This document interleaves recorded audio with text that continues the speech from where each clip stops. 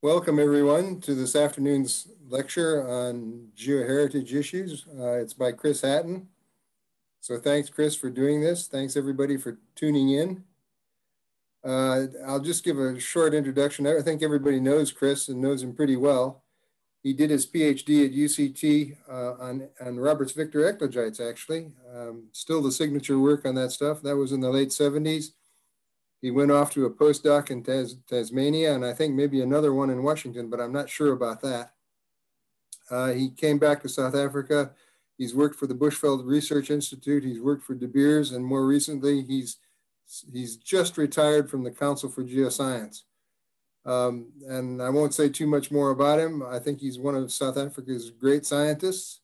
He's had a wealth of experience, and he's also now become the head of our Geoheritage division within the Geological Society.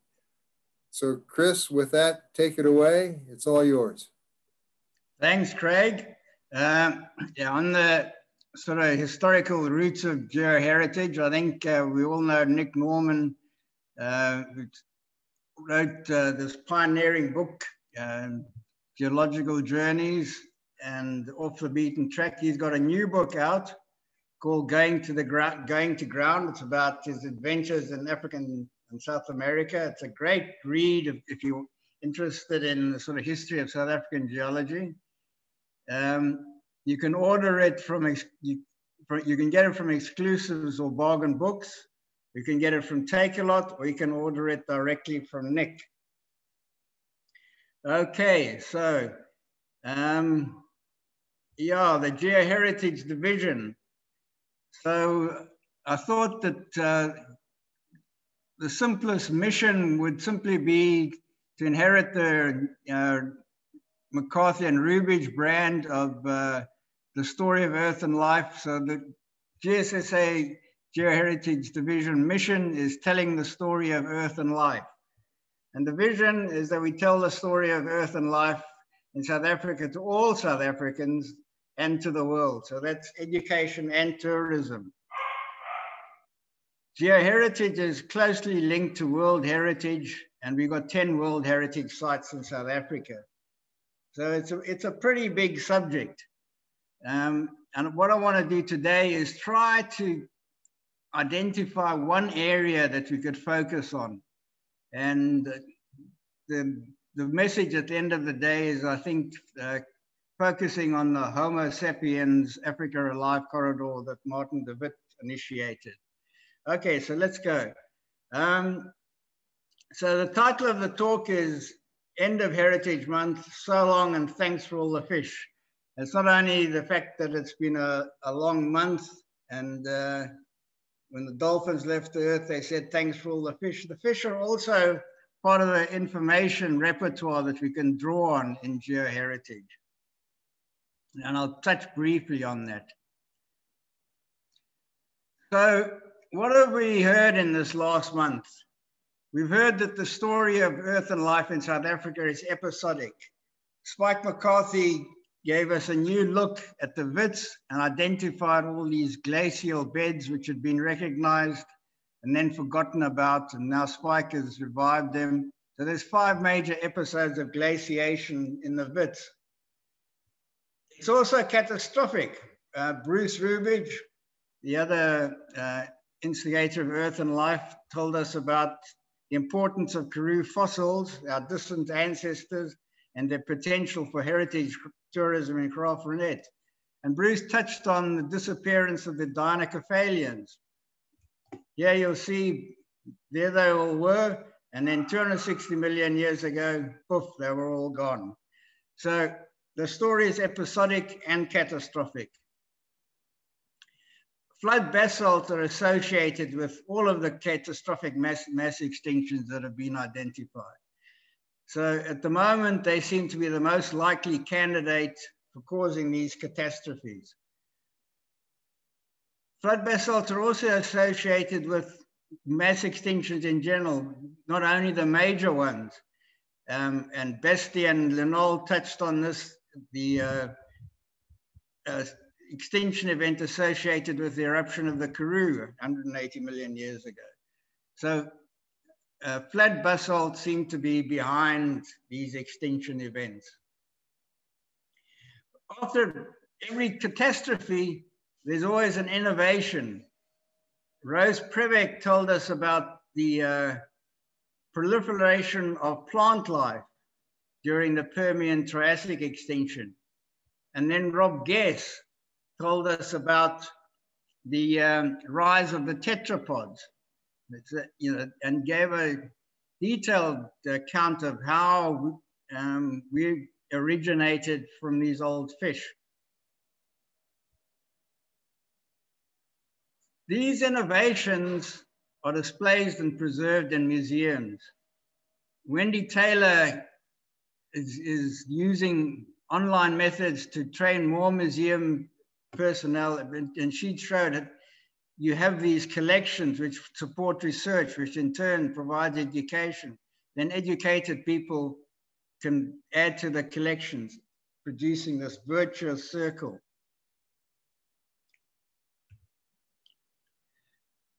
But these displays sometimes become out of date. And Claire Browning told us about how the Boonstra diorama had to be taken down, but they nonetheless have managed to preserve this digitally. Because often in science, a hypothesis gets shoved into a drawer and forgotten about, but then later new evidence emerges and it has to come out again. So, you know, not everything about the Boonstra diorama is invalid. There's valuable information that needs to be preserved. And then coming on to this issue of preserving geoheritage, Bruce Cairncross gave us a talk, and the challenges of preserving valuable heritage in South Africa are very challenging. So the image here is from the Hope Diamond in the Smithsonian. And Craig, yes, I was at the Smithsonian Institute. I was in one of those back rooms behind the displays for a year with Brian Mason. But to preserve the Hope Diamond in South Africa would be an incredible job. And Bruce was loath to even show the images for fear that it would attract thieves to these collections. So preserving valuable geoheritage in South Africa is a politically challenging issue. The story of Earth and life in South Africa is episodic and catastrophic, with innovations after each catastrophe.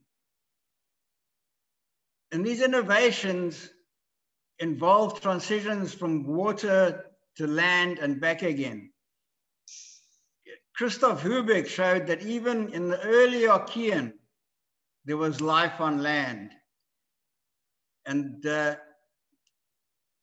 this raises the interesting challenge of how you can go from land to water on something like the Carpal Craton, because the Carpal Craton is highly buoyant.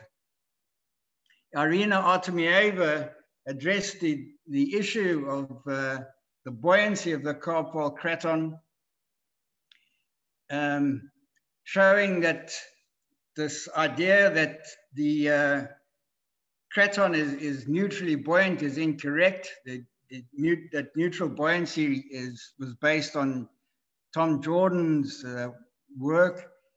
And Irina showed that he basically chose very few peridotites just in some lucky spots. And in fact, the Craton is not neutrally buoyant. There are forces at play that make the Craton bob up and down. And that's a major challenge to science, is how does something like the Carpal Craton bob up and down so life can go from water back onto land and off again. But it is a fact that the Craton goes up and down.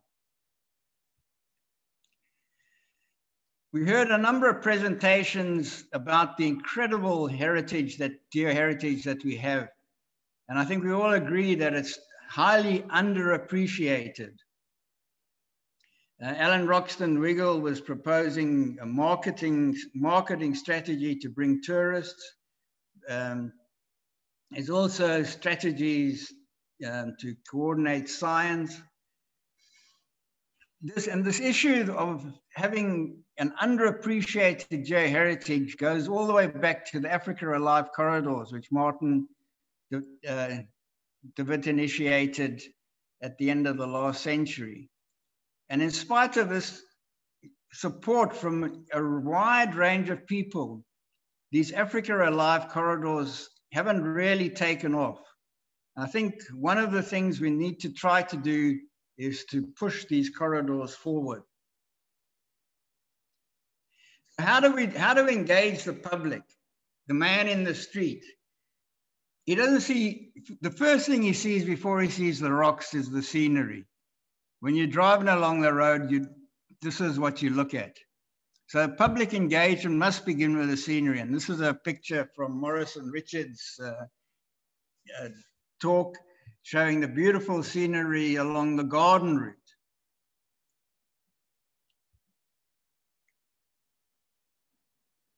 So what do you see in the scenery? You see these raised beaches. These flat surfaces were all once at sea level. And this is something that's easy to see, and I think major scientific importance. Oliver Davies published this paper on the Pleistocene beaches of Natal, and here he's looking at the tools that he's recovered from these beach terraces. So here is the 61-meter beach in Natal. It's very, very prominent, easy to see, and he's found all these pebbles in it, and he concluded from his studies based on his Oxford education is that the 61-meter beach in Natal belongs to the Chroma interglacial of Europe.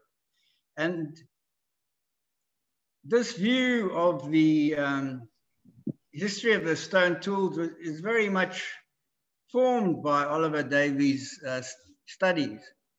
So he said, these are from the Chroma interglacial. The Chroma interglacial is about 500,000 years old, somewhere between 800,000 and 400,000 years old. However, this beach at about 60-meter level can be dated by pig bones, and Hendy and Cook did that, and they concluded that this beach was actually around about 4 million years ago. So pig bones, you can kind of laugh off if you want to. However, when Erika Erlanger studied the 60-meter beach deposits using cosmogenic isotopes,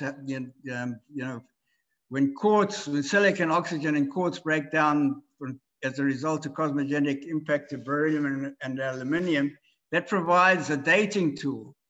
And they got this age of 4 million years. The same, essentially, as Hendy and Cook derived from pig bones. So it's, I guess, not yet indisputable, but it's very hard to argue that the 60-meter beach and the stone tools therein are less than 1 million years old. They're more like 4 million years old. And this is sort of goes against the current ideas of archaeology, but the evidence is very strong. So raised beaches along the coast can be tied to surfaces inland. You can follow the Needscam surface that Partridge and Maud looked at. And if you follow that up, it'll take you to, if you follow that up to Lesotho, it takes you to something like 3 or 4 kilometers altitude. So when these beaches are raised, because the interior of South Africa, because the cratonic interior of South Africa has risen by 3 or 4 kilometers in the last 30, 40 million years. So you're looking, you start with the raised beaches, and then that takes you into a view of the interior. Takes you to the the highlands of Lesotho, takes you to the high veld, and it takes you to the low veld. So when you're sitting in the Kruger, you can think about the raised beach that corresponds to.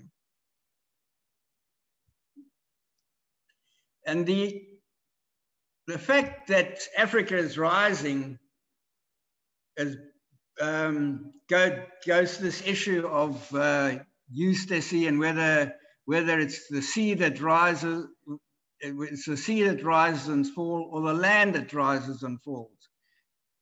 But then there's now several studies. One of these is the one by Rudge in 2015, showing how Africa has risen over the last 30, 40 million years. And if you look at Lesotho, they reckon it was about 1 kilometer high at 30. It was 30 million years ago. It's probably less, but today Lesotho is 3 kilometers. But at 30, 40 million years ago, as Spike McCarthy said in his talk, South Africa was essentially flat. You had limestones being deposited off the coast from an interior which had no or very minor relief. So raised beaches are raised because Africa rises. What do the fish tell us about this? What freshwater fish tell us is that the oldest fish in South Africa are 20 some million years ago. There are no freshwater fish in South Africa that you can trace back beyond 30 million years ago. So all the freshwater fish in South Africa came from outside, and the first influx was from Asia at about 26 million years ago. So fish tell us that freshwater in South Africa is something that we can that has only been here for the last 30 odd million years ago. Before that, South Africa was under the sea, but the craton rises and falls, so you go from above sea level to sea level and back again.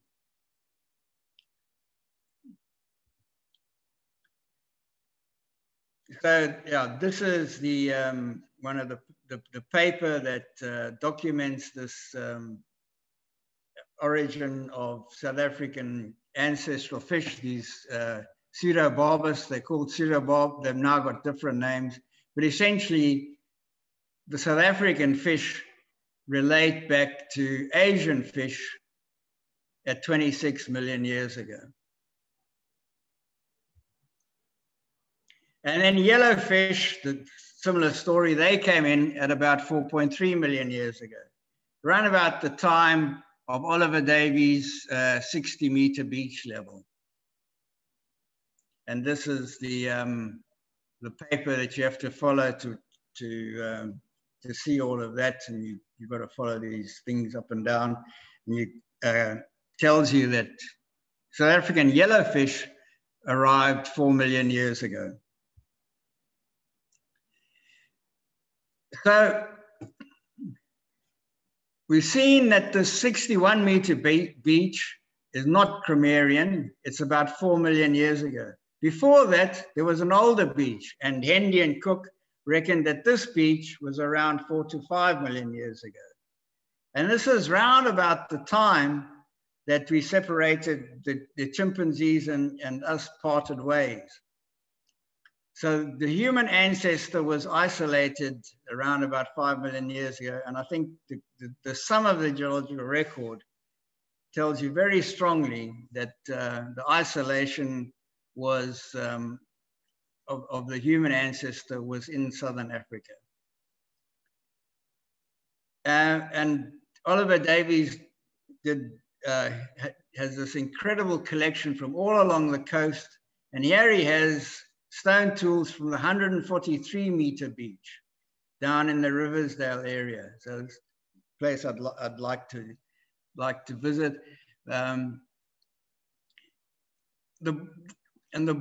This 143-meter beach takes you back. The 60-meter beach is about 4 million. The 143-meter beach is around about 5 million. So this tells you that stone tools are probably something that humans started to use immediately after, almost immediately after the separation from chimpanzees. So, South Africa has an incredible but underappreciated geoheritage. Public engagement begins with the scenery. And the thing to look at in the scenery, the place to start, is the raised beaches. They record the origins of the human ancestor in South Africa. And this is a picture of the 60-meter beach down at Scottbro, down the road, with the COVID mask for scale. These are the boulders. This is Eka Shale here. The sand's covering on top, and here the boulders are. And just on this one visit, I could see this chipped piece of stone. I've left it there, but that doesn't look like it was rolled in the beach. It looked like somebody took a big boulder and was breaking bits of boulder up. So raised beaches link geology, geophysics, biology, botany, and archaeology. So we should begin by looking at the scenery along the coast, and going back to Morris and Richard's talk and their beautiful picture of the garden route. We should be looking at following the Homo sapiens Africa Alive corridor that Martin de Wit started 20 odd years ago. So I think the raised beaches along the coast and the Africa Alive corridor is what we should be looking at in trying to engage the public in geoheritage. Thank you very much.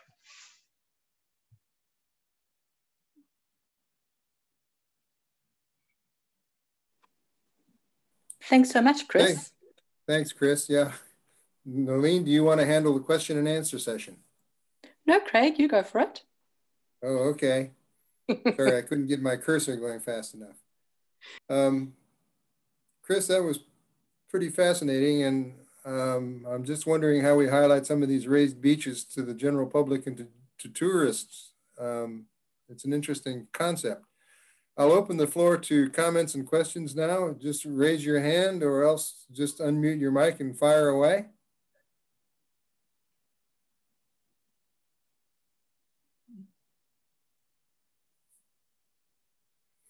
Okay, I don't see anybody yet, but Chris, in terms of demonstrating to the public what a raised beach looks like and what it means for the relatively recent geological history, is there a specific site in South Africa that can be highlighted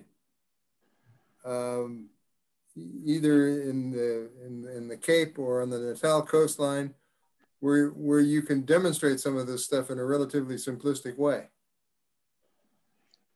Well, yeah, the site that I visited in Scottbury is one of them. You know, it's a road cut next to the N3. You can just stroll up there and you know, it's very straightforward geology. And I've just started looking for them now in my, having been retired for a month, I've just started looking for them. But I think there must be many places, there must be similar places throughout South Africa. And it's a question of locating them and then publicizing them. But, you know, the sort of raised beaches that you see along the garden route, they were recognized 100 years ago. You know, you just drive along and you can see them. They just have to be pointed out to people. I guess what I'm wondering is where is a good place, where is a very good place or the best place to do that? Maybe Morris is with us this morning. Maybe he has a comment. He knows that part of the world pretty well. Yeah, okay. Can you hear me? Yep. Yes, okay. Well, talking of these raised beaches, a very good study was done by Illingberger, who mapped these sand dune cordons in the so-called wilderness embayment. And he showed that there were a series of old sea cliffs, and associated with the coast, the coastal situation at various times, you had these sand dune cordons forming. And these have been dated now, and he calls it in fact, one of them is even submerged below the sea there at the moment, just offshore of the wilderness embayment. And he dated them, and the oldest one, they actually calcified dune rock, which formed the cliff faces, really unstable between, say, Wilderness and Nizen area. And they dated at 120,000 years, and it's in these calcified dune rocks that form more or less the current, or close to the current sort of sea level, but although not quite, because but that is where these footprints have been found of early humans, at Nahoon, for example, Longabon, and a few other places, plus animal tracks. And I've actually seen some myself in rock fall from the easily erodable calcified dune cliffs at Potterbong, for example. But then inland, you get what he calls the mid dune, and then the landward dune. And they dated, I think, 350,000, and then the inland 750,000. And those are associated with slightly different sea level positions. And associated with those are these sea cliffs that you can see quite nicely. And so he's got a big story on this, and it can be well seen. Another feature, of course, is that in between the sand dune cordons, you get these meandering rivers which form the lakes of the garden route, the heart of the garden route area. And where the rivers don't cut steep gorges through hard rock, but they meander sideways and cut these softer dune cordons and so on. So there's a big story going on there, and it's been well documented, as I say, by Illingberger, who points out this association of dune cordons with different sea cliffs and sea level differences as well. So, any other comments or queries? Yeah. Yeah. Sorry, it's Bruce here. Chris, no, I liked your story. Firstly, I think that you put together a fantastic series of talks. There's really interesting stuff happening in South Africa. But I like this human story of yours. I think it's a little bit oversimplified because humans have various origins in South Africa. I'm afraid it's not my speciality. But some of those stone tools that you were showing at 4 million years old, if I remember correctly, humans weren't using stone tools at 4 million years. They started using them at about 2 million years, if my understanding is correct. But that doesn't matter. I think the story is an interesting story. And I think certainly from the Middle Stone Age, which is about 100,000 years ago, there's a very interesting story. And you might like to follow up with this, with getting people like Haley Cawthra to talk about sea levels. And that time, Morris was talking about footprints. I see yesterday a new paper came out of Charles Helm on human footprints on the southwestern coast of Africa. And then, which I don't quite know what the age of those is, but probably Middle Stone Age, the Homo sapiens footprints. And then another interesting story would be Chris Henshelwood and Blombos Cave. So those are things that you might want to look at in the future. Thanks, Bruce. And I appreciate your point that stone tools are not used 2 million years ago, but that doesn't tie in with the evidence. I mean, these are the stone tools that Oliver Davies identified. You know, he identified these in the 60-meter beach deposit. He said they were less than 1 million years ago, and this is kind of, you know, the standard archaeological view. But in actual fact, that 60-meter beach is not less than 1 million years ago. That 60 million year beach is 4 million. You know, so I think the current idea is that stone tools go back to 2 million years. That I think they're now in Tanzania they're talking about 3 million. I think, this tells you that these stone tools here are in a beach that's been dated at 4 million. So that was actually the point I was trying to make, that stone tools are not necessarily 2 million, telling you that something was younger than 2 million. No, I hear what you're saying. I don't know anything about tools, so I can't comment. And I think you need to talk to the tool specialists to get a feel of that. Yeah. Yeah. It seems to me that this is quite an important point, and I'm wondering about the dating of these raised beaches. Shouldn't there be a program in place to date as many of these things as possible? Cosmogenic dating is not the most accurate or reliable of techniques, but it's probably the only one available for this sort of stuff. Yeah, there's also the sort of the fish stories. You can find the fish came in at 4 million years ago. Where were the rivers that the fish used? Where did those rivers empty into the sea? So the whole all these stories of the fishes and the plants and the rocks can all be integrated. Hendy used pig bone to date it, and and these dates that he worked out, 4 million years, is the same as the cosmogenic dating age.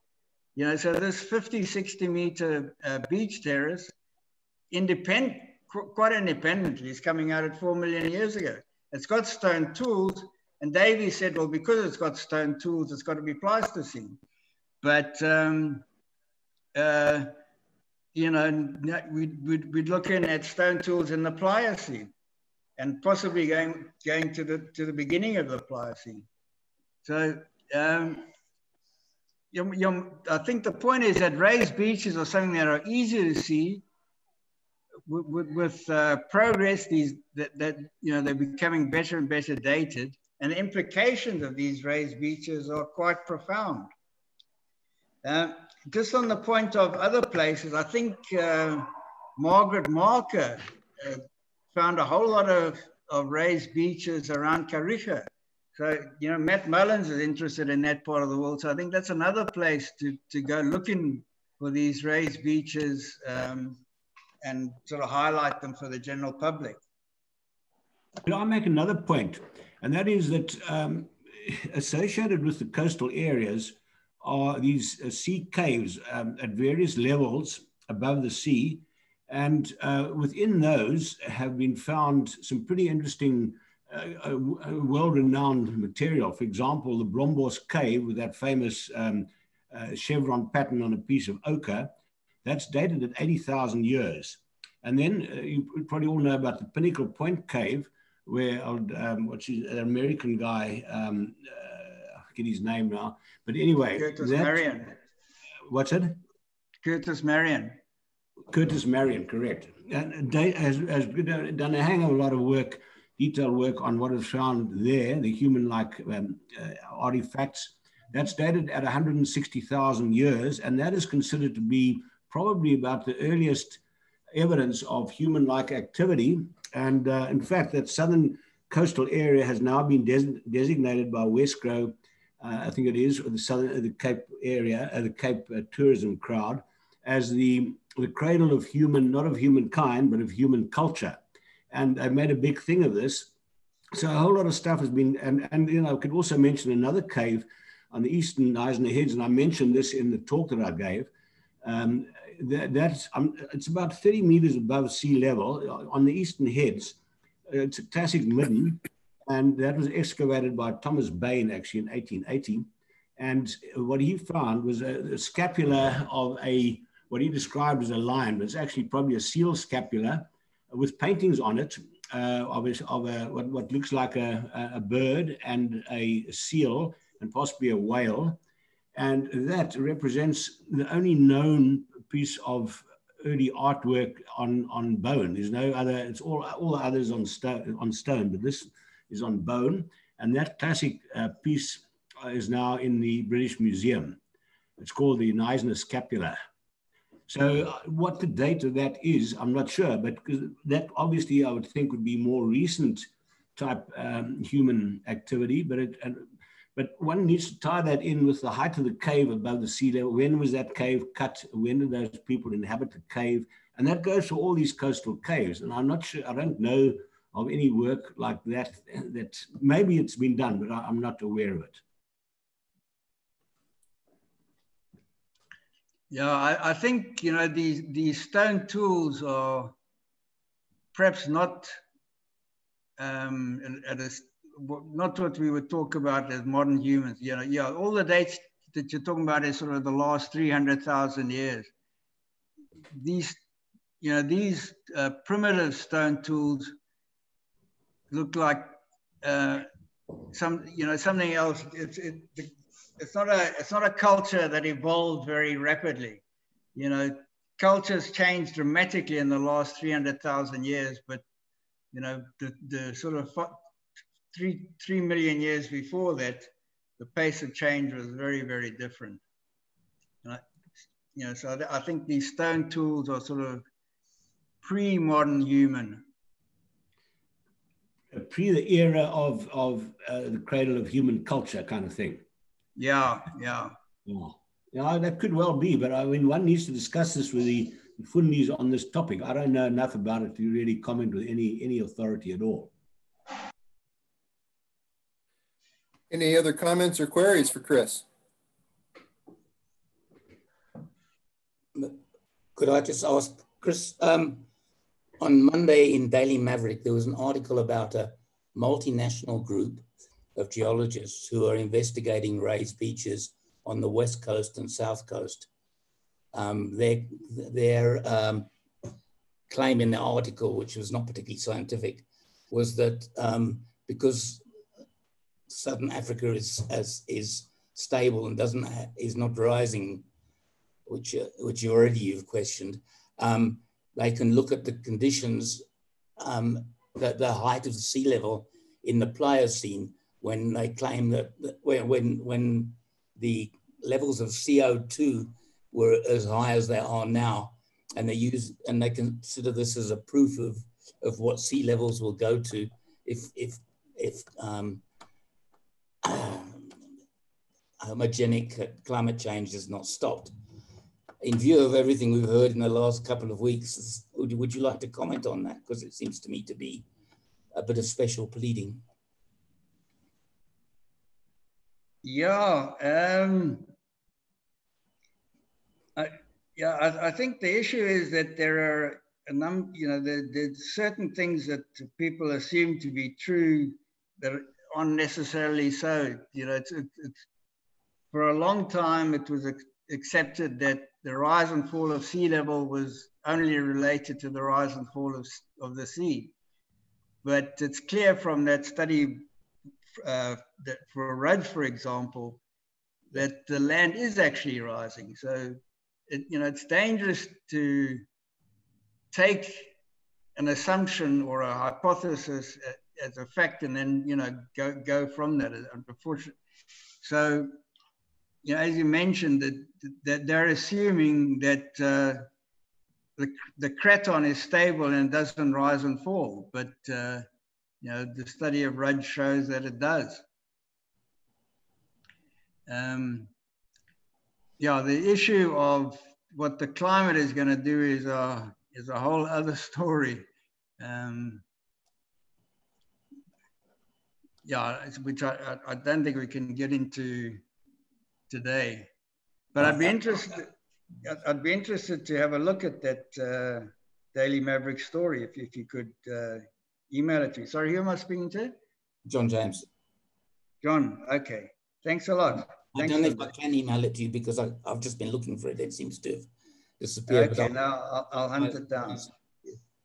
I just felt it's in terms of geoheritage and credibility that an international team of about 6 well-qualified geologists and obviously well-funded using false assumptions, well, let's not call it false assumptions, but possibly false assumptions to prove something that's going to be as newsworthy as the sea level changes due to global warming, it's a bit disconcerting.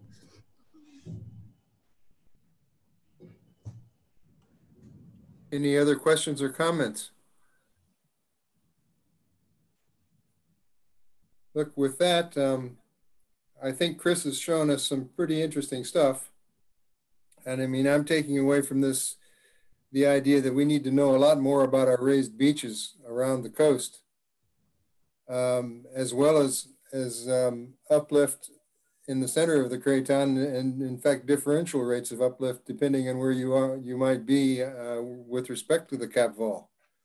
So this is all interesting stuff. With that, Chris, I'd like to thank you very much for this lecture and for organizing the heritage lectures that we've had during the month of September. I think everybody's gotten a lot out of them, and I think it will encourage debate and cooperation going forward. I'm hoping that anyway. But it's quite clear that geoheritage is becoming much more popular with the general public. And we have something to sell and something to show, and we should be making plans to do that. So thanks very much, Chris, for your efforts, and thanks for this lecture, and I'll be ending this shortly for everybody. Thank you very much. Thanks so Craig. much. Thanks, everybody. Thank you. Thanks, Chris. Cheers. Thanks, Chris. Bye. Much Thank you. Thank you.